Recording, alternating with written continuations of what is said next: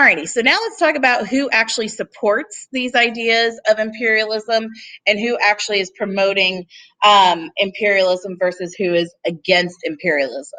So, as far as the advocates of imperialism for this time period, we definitely see the Republican Party a strong push for imperialism. The Republican Party is going to be a big advocate to imperialism because one, the Republican Party likes big business, and we're definitely going to see the Republican Party have leaders that push expansion.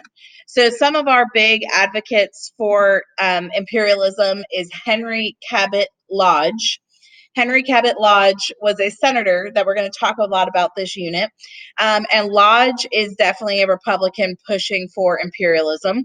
And we're also going to see Teddy Roosevelt. Teddy Roosevelt was a big imperialist as well. Now, the opponents, the Democrat Party. The Democrats were definitely against imperialism, and one of the leading people against imperialism was William Jennings Bryan. William Jennings Bryan believed that imperialism destroys other countries, and he really pointed out the hypocrisy of the US, that we were a country that fought a revolution against imperialism, and here we are doing it again. So, with imperialism, let's talk about some of the small steps we took where the US actually did start to influence other parts of the world. Now, with China, let's start by talking about the open door policy. Now, China starting to become a major influence for the US because the US is starting to trade with China, along with many other powers in the world. Russia is a big influencer in China, Japan, Germany, Great Britain, pretty much everyone at this time is trading with China. And we see this, I mean, this roots all the way back down to Columbus, right? Trying to find the route to China. So many countries want to be involved in Chinese trade, and China's starting to get kind of dominated by all these other countries. And if you see in this political cartoon here, all these other powers, Russia, Germany, Great Britain, Japan, France, are dividing China up, and China is being definitely hurt because of these other powers. So the open door policy was proposed by the US Secretary of State, and the open door policy started in 1899 and basically protected equal trade with China. It was trying to make sure that all countries had equal access to trade with China, basically trying to make sure no one has too much power over the country. So with the open door policy, this is going to be a policy that stands until China becomes a communist country in the 1950s. So we definitely see this policy, while it's showing the US not necessarily taking over other countries, but it's forcing other countries to kind of follow policy that the US created. Now, where we actually see the US taking territory is the first with Hawaii. Now, Hawaii definitely relates to our trade with China because the trip to China was a very, very long route.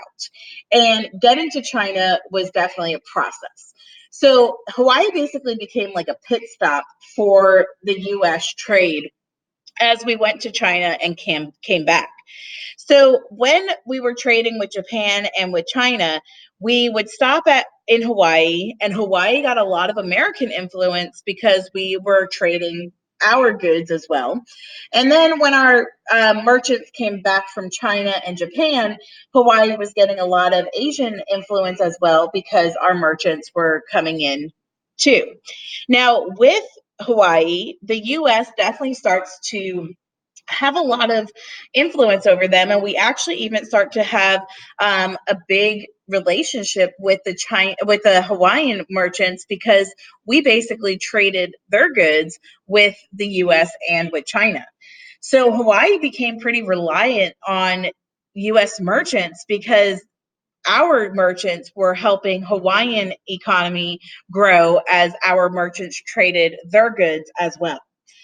Now, Hawaii starts having a lot of influence from the U.S., and there's a lot of people in Hawaii that felt that the U.S. was influencing Hawaii too much.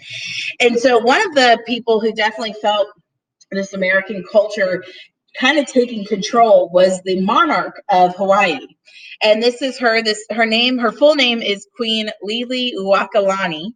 And most people just call her Queen Lili for short, because the Hawaiian language is definitely pretty difficult, especially with spelling.